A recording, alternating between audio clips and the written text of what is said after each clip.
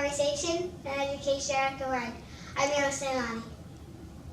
It is an honor to have Brandon and his mother, Ashley Fino-Dara, as our guests today.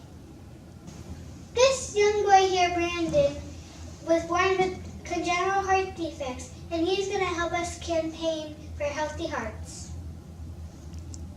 Welcome, Ashley. Welcome, Brandon. Thank you for having us, Leilani. Thank you for having us, Leilani. We've watched a lot of your episodes up for WLTL, and we see that you do a lot of great things for your community. So we're happy to be here today. Thank you.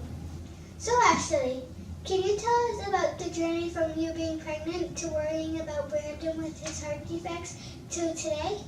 Absolutely.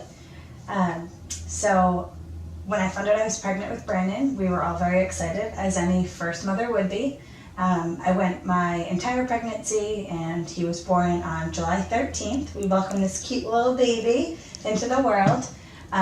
So when he was born, everything looked fine. When they did his first checkup in the hospital, they told us they found a little concern, but they didn't really have too many details about it yet.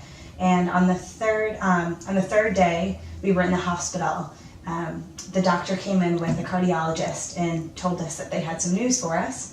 And they told us that Brandon had been born with a congenital heart defect, and that they didn't have too many details yet, and that they really just needed to do some further tests. And at that point, it just felt like everything was kind of crashing down on us, because we were in this happy stage of being new parents, so we weren't expecting the negative news at all. So they did a lot of tests while he was in the hospital, and we went home we still went home on the 5th day. One of the most difficult things they told us to do is to not let him cry, which for a newborn, it's very difficult not to let them cry. So we followed up with many tests through both the Hasbro in Providence, and we also had some contact with Boston Children's Hospital. So after finding, through all of the testing, they ended up finding out he had something called coronary artery fistula, which means he had an extra artery on his heart that was causing him to lose oxygen.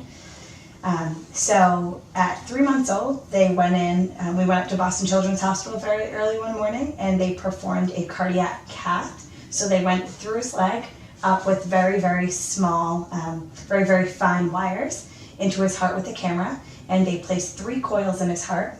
And they monitored him shortly after. I would say for about a year or two, they monitored him to make sure everything looked good. And now we have a very healthy boy who loves to play sports and play with his friends and cousins. So he's very healthy now. Brandon is one of the lucky ones. He is. You're right, Leilani. Brandon was one of the lucky ones, thanks to the advancements in medical research and everything that has come within the industry. So he is one of the lucky ones, but I think there's still a lot that needs to be done with regards to the awareness, and I think that you're bringing a lot to the cause, which is great. And that is why we are campaigning for a healthy heart today. So Brandon, how do you feel having everyone talk about your past? I feel sad for all they had to go through. And now, how do you feel? Happy. Thank you, Ashley. Thank you, Brandon. At the bottom of your screen, there is a link to help.